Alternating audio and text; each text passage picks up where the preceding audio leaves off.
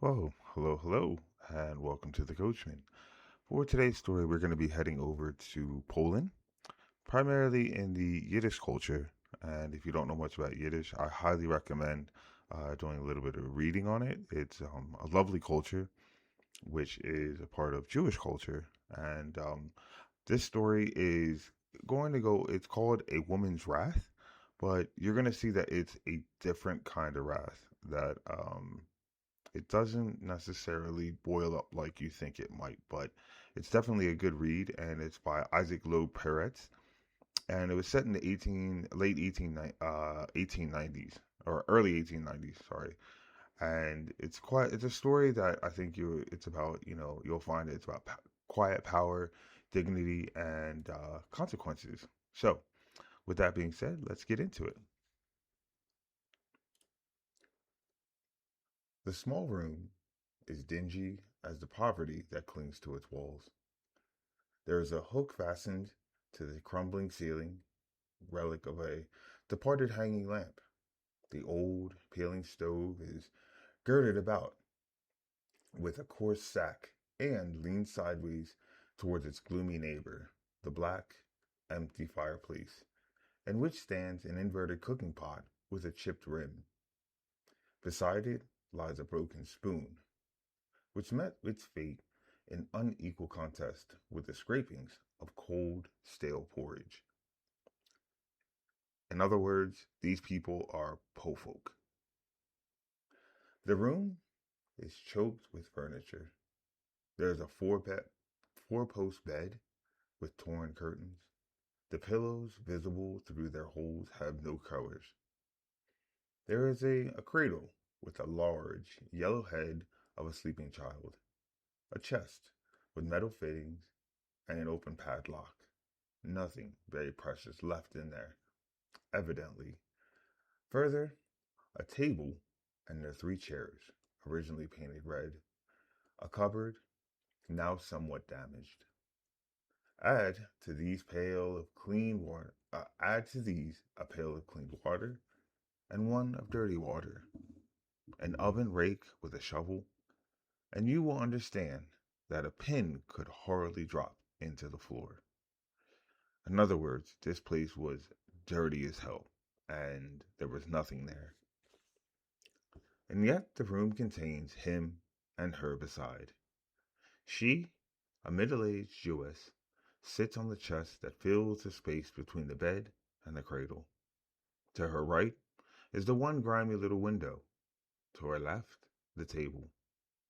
She is knitting a sock, rocking the cradle with her foot, and listening to him reading the Talmud at the table with a tearful Wallachian singing intonation, and swaying to and fro with a series of nervous jerks.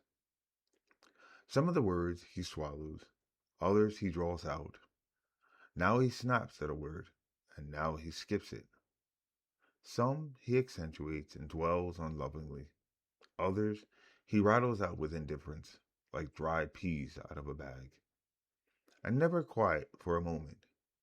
First he draws from his pocket a once red and whole handkerchief, and wipes his nose and brow, and then he lets it fall into his lap, and begins twisting his earlocks or pulling at his thin, pointed, faintly grizzled beard. Again, he lays the pulled out hair from the same between the leaves of his book, and slaps his knees.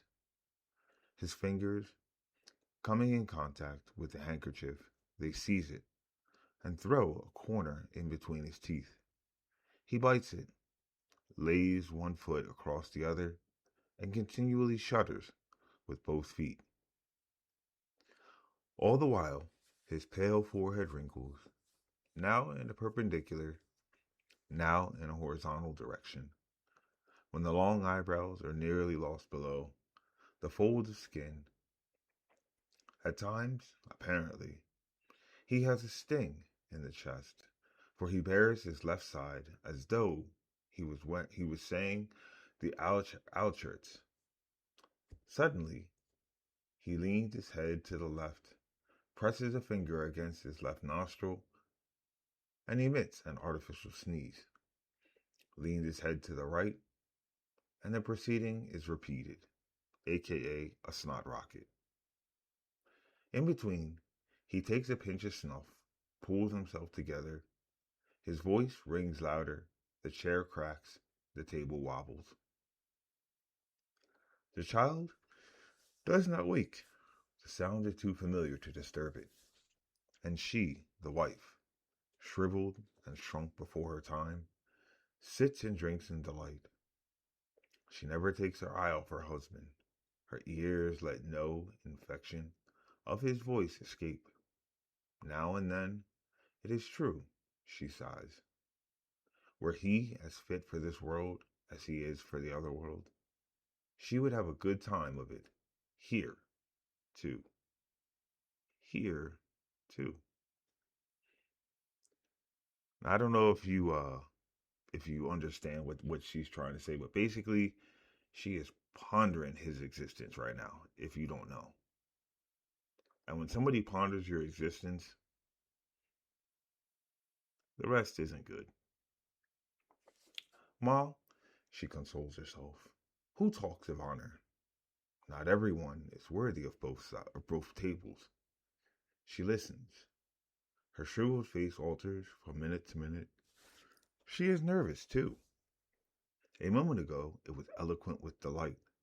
Now, she remembers it is Thursday. There isn't a dryer to spend in preparation for Sabbath. The light in her face goes out by degrees. The smile fades. Then she takes a look through the grimy window, glances at the sun. It must be getting late, and there isn't a spoonful of hot water in the house.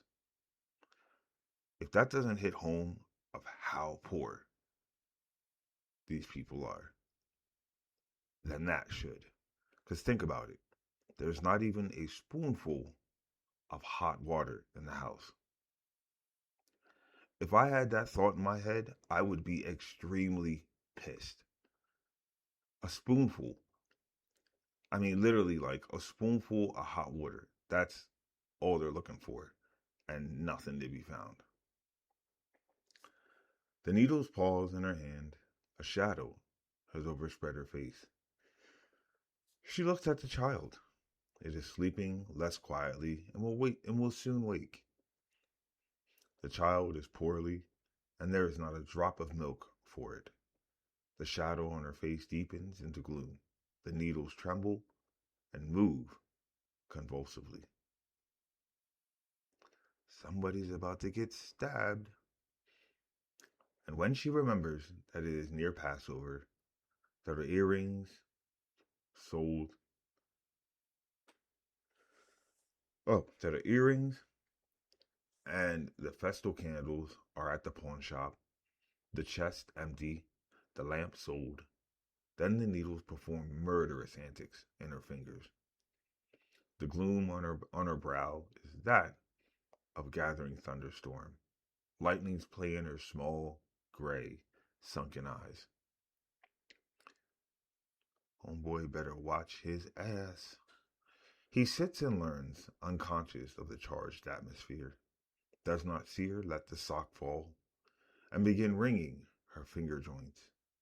Does not see that her forehead is puckered with misery, one eye closed and the other fixed on him, her learned husband, with a look fit to send a chill through his every limb. Does not see her dry lips tremble and her jaw quiver.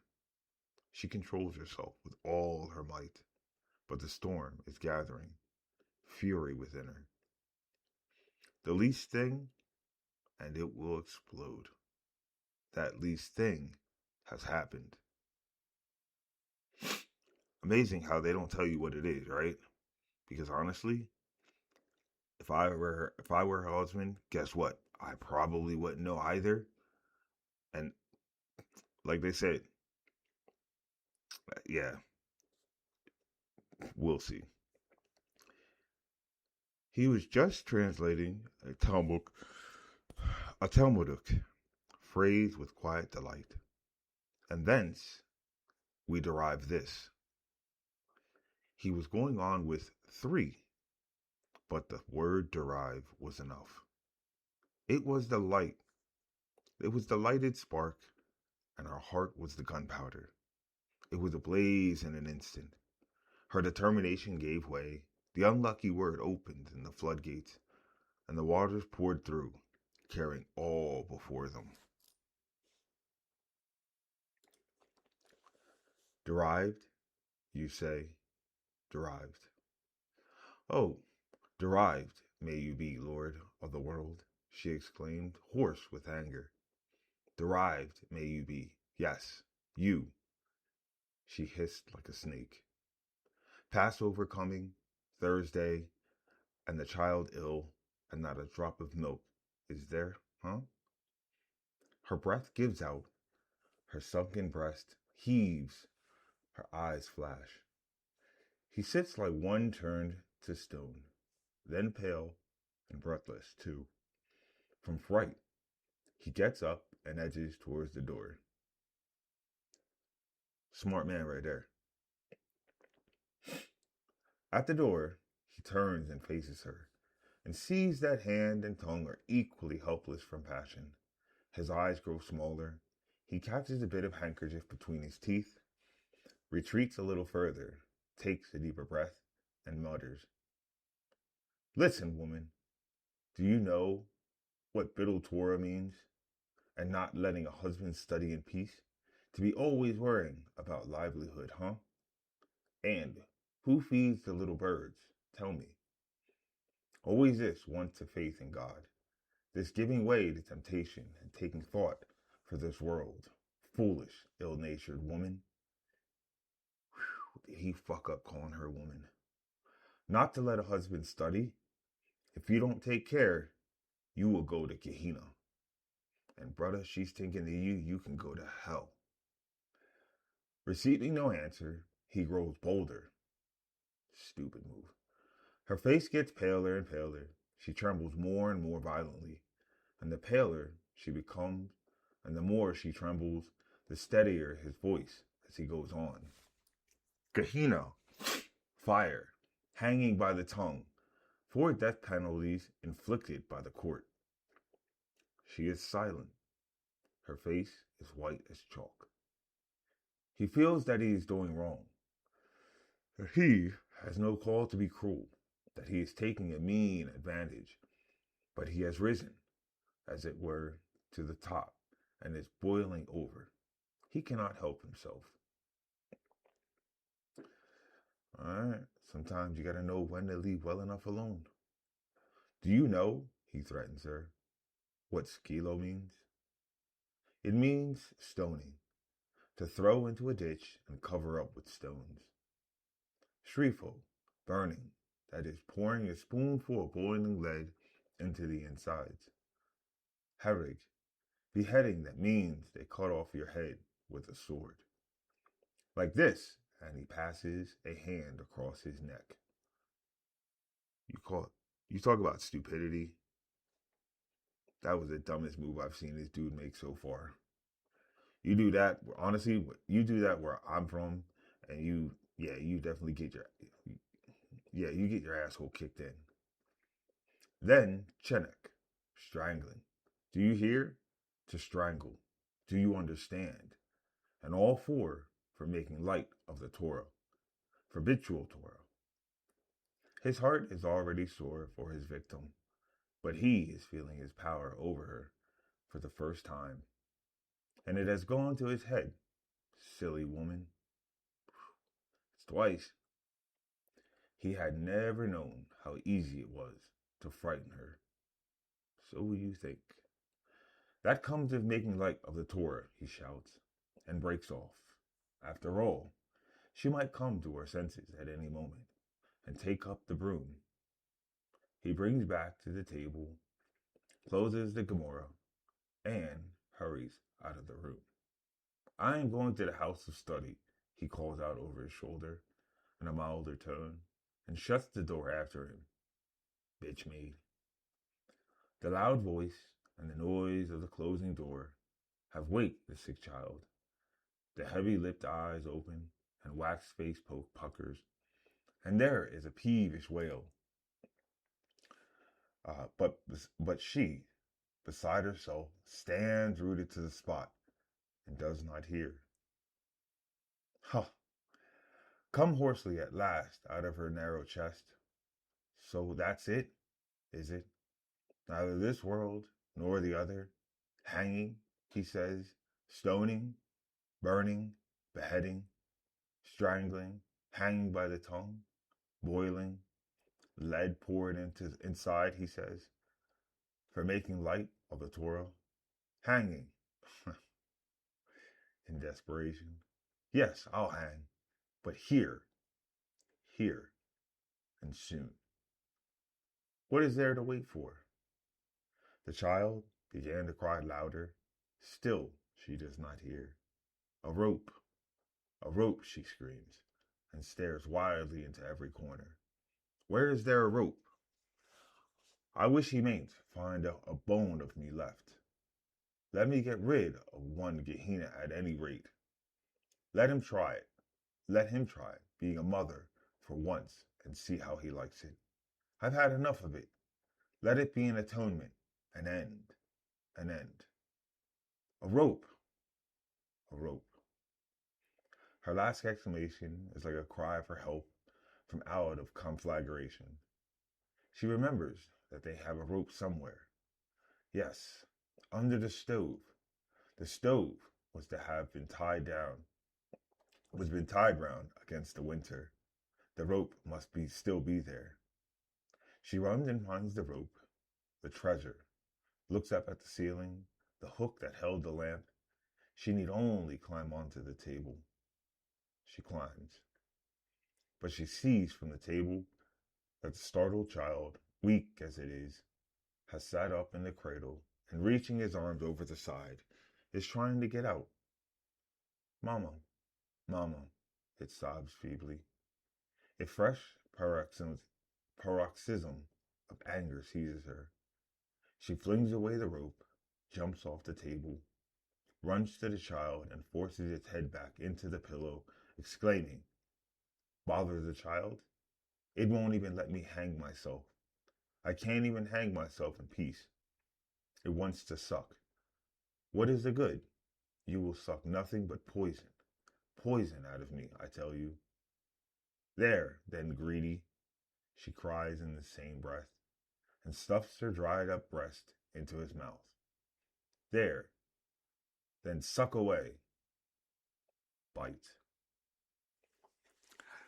So as you can see, yeah, there is, that's a woman's wrath. And, I think that I think there are many, many people who, and mostly many women who understand this predicament that this is life.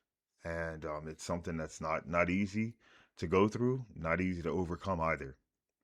And I think that, with that being said, this story, it reminds us that, anger isn't always loud and strength isn't always visible.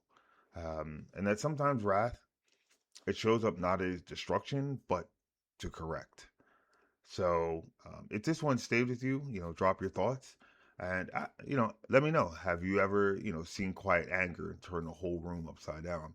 I know I've done it because I've been told many, many times that I do it. But yeah, but let me know.